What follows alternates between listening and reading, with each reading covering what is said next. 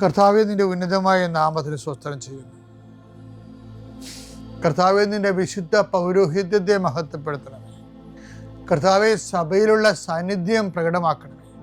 40 വർഷം ഞാൻ അർപ്പിച്ച കുർബാനയുടെ യോഗ്യതയെ കൃപാസാൽത്താറെ ജീവനോടെ പ്രത്യക്ഷപ്പെട്ട പരിശുദ്ധ അമ്മയുടെ മാധ്യസ്ഥത്തിൽ ഞാൻ അങ്ങയുടെ മക്കൾക്ക് വേണ്ടി പ്രാർത്ഥിക്കുന്ന കർത്താവെ, ലോകം മുഴുവനും ഉണർന്നിരിക്കുന്ന സമയത്ത് ഈ പ്രാർത്ഥനയിൽ പങ്കെടുക്കുന്ന ഓരോ മക്കള്, ഇന്ന് കടന്നു പോകുന്ന ഓരോ വഴികൾ, ഓരോ ഉദ്യമങ്ങൾ, ഓരോ ജീവിത ലക്ഷ്യങ്ങൾ, അമ്മേ, പരിശുദ്ധമേ, ദേവമാതാവേ, കൃപാസാൽത്താറെ ജീവനോടെ പ്രത്യക്ഷപ്പെട്ട അമ്മയുടെ സാന്നിധ്യം, സഞ്ചാരി മാതാവേ, സമയത്തിൻ്റെ അധികാരി, ഈ മക്കളുടെ കൂടെ പോകണമെന്ന് പ്രാർത്ഥിക്കുന്നു.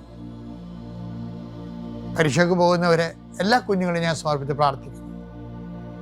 പരീക്ഷയ്ക്ക് പോകുന്ന, ഇന്ന് പരീക്ഷ എഴുതുന്ന എല്ലാ മക്കളെയും അവർ പഠിച്ചിരിക്കുന്ന മനസ്സിൽ ഓർത്തിരിക്കുന്ന പരീക്ഷയെ പ്രതിഫലിപ്പിക്കുവാനും, പരീക്ഷ എഴുതുന്ന എല്ലാ മക്കളെയും, പരീക്ഷയ്ക്ക് പഠിച്ചുകൊണ്ടിരിക്കുന്ന മക്കളെയും കർത്താവിൻ്റെ നാമത്തിൽ ആശീർവദിക്കുന്നു.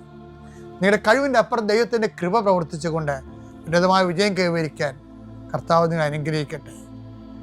കർത്താവെ, ജോലിയില്ലാത്തവർ, സാമ്പത്തിക കടങ്ങളിൽപ്പെട്ടിരിക്കുന്നവർ, കലഹങ്ങളുള്ളവർ, കുടുംബത്തിൽ പലതരത്തിലുള്ള വഴക്കുകളും അസമാധാനം നിലനിൽക്കുന്നവർ, രോഗികൾ, പീഡിതർ, ആശുപത്രിയിൽ നിന്ന് ഇതുവരെ പോരാത്തവർ, ഓപ്പറേഷൻ നിശ്ചയിച്ചിരിക്കുന്നവർ, ടെസ്റ്റിന് കൊടുത്തിരിക്കുന്നവർ, കൾച്ചറിന് കൊടുത്തിരിക്കുന്നവർ, ബയോപ്സി കൊടുത്തിരിക്കുന്നവർ, കർത്താവിൻ്റെ ഉന്നതമായ നാമത്തിൽ ദൈവത്തിലെ ഞാൻ മാതാവിൻ്റെ മധ്യസ്ഥത്തിൽ യേശുക്രിസ്തു നിന്നെ ആശീർവദിക്കുന്നു.